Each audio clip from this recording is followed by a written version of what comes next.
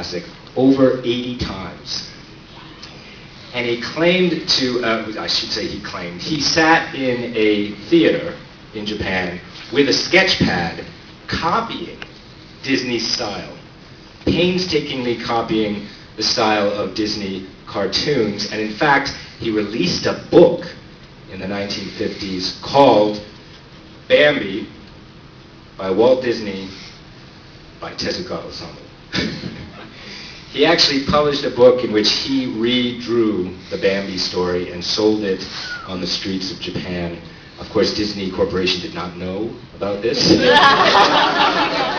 first dojo. And now that they do, and the book has been reprinted after Tezuka's death, they now get 40% of the profits of Tezuka's Bambi.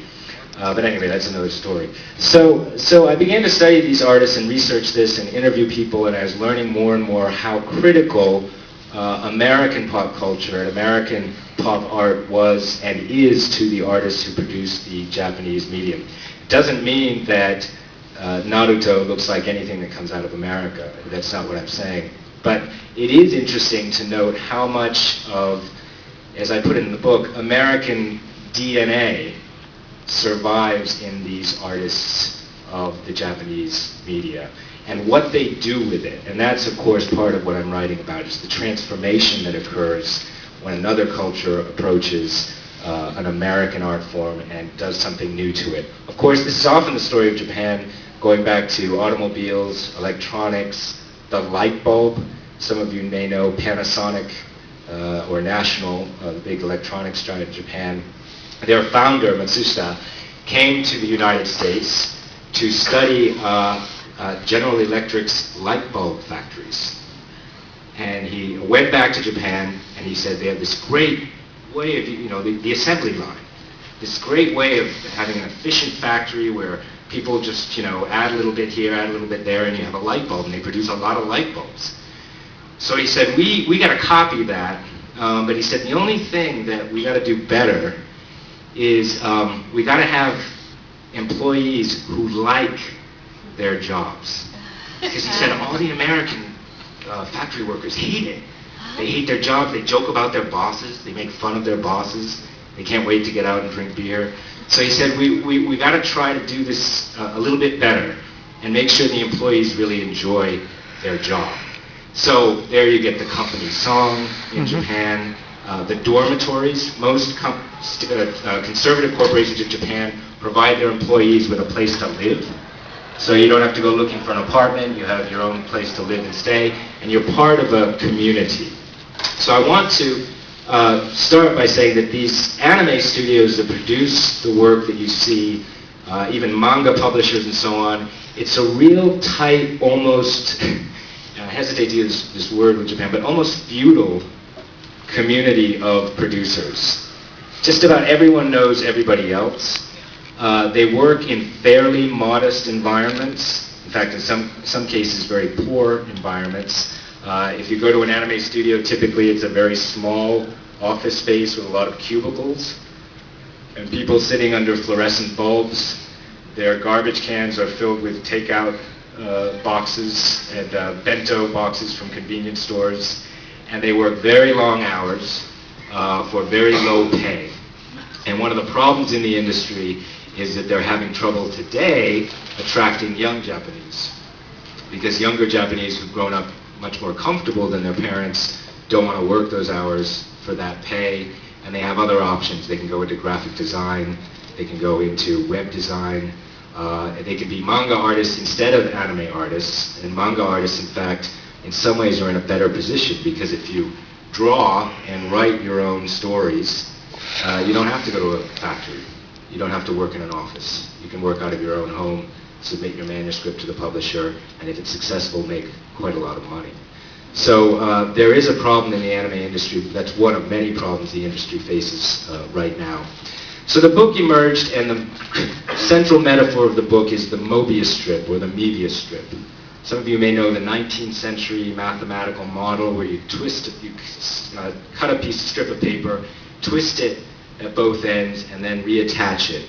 And you can't really tell anymore which side is up. And the reason I use that metaphor is because the speed at which the cultural exchange is happening now, especially because of the internet, whereby Japanese artists see something that an American or a British or a French artist does, and then they take it and twist it and put their own thing into it, and then send it back out there, and that gets twisted because many young artists around the world today are copying as a model for animation the Japanese art form.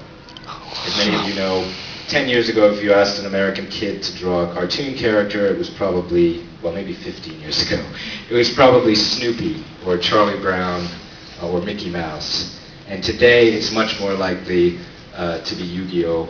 Or Naruto or Pikachu that they sketch out on a piece of paper. So that's a huge change in terms of the cultural direction and the way things are moving. The three crucial factors in the explosion of Japanese culture around the world, and I'll just narrate them very quickly so we can get to your comments. As I cite in the book, obviously Pokemon.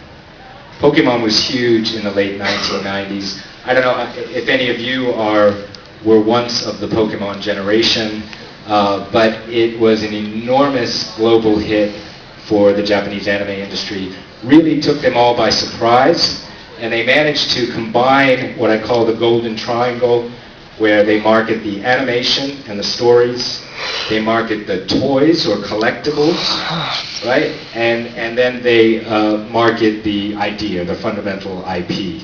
And these three things together really worked for the Japanese industry within Japan. Pokemon was the first time they worked outside of Japan so effectively. Pokemon is now in 68 countries worldwide. And if any of you watched the Macy's Thanksgiving Day Parade in New York City, which is probably the most American festival, right, that in this country, the most distinctly American festival, because Christmas is still celebrated obviously in other countries, but Thanksgiving is an American thing. And Pikachu now soars above Fifth Avenue, right next to Bullwinkle and Snoopy and all the icons of American popular cartoon culture. And no one blinks. It seems natural that Pikachu is up there. But if somebody had told me 20 years ago that a Japanese cartoon character would be in the Macy's Thanksgiving Day Parade, I'd have said no, that's impossible. So so Pokemon was number one. Number two, obviously the internet, the high-speed internet has been critical in enhancing this explosion of Japanese culture worldwide. Now the internet, you can find just about anything. So this is not to say that the media themselves aren't attractive, engaging, sometimes beautiful, because if they, just because you can access them doesn't mean you want them. So it's not just the access point of the internet, but the fact that these media had developed over 60 years. And if you want to go back further to the aesthetics of Japanese visual art, to imakimono or the scroll painting, some of you may have seen ukiyo-e or the woodblock prints, where the line is really essential. The Japanese, by contrast to the Europeans, focused on the outline of images and the manipulation of the outline. If you look at a traditional imakimono print, you notice the mountain just goes straight up, and there's no shading, almost no shading whatsoever to indicate depths. It's all done with the outline, and your imagination fills in the rest. Now, if you apply that to a lot of manga and anime, a lot of it is fairly minimalistic in form. If you look at a Superman comic book, or a Spider-Man comic book, or a Wonder Woman comic book, there's a great attention to shading in order to provide some sense of realism or naturalism. So Superman, anything from Superman's muscular thighs with the shading to show you where the various ridges are and so on. You see, that's a muscular man, Superman, Clark Kent.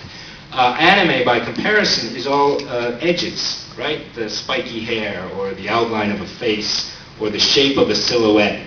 In fact, the executive producer of Pokemon told me that the crucial thing they look for in character design is the silhouette. He said it's the most important thing to Japanese character producers. And what they want you to be able to do is to recognize the silhouette of a character immediately. In other words, they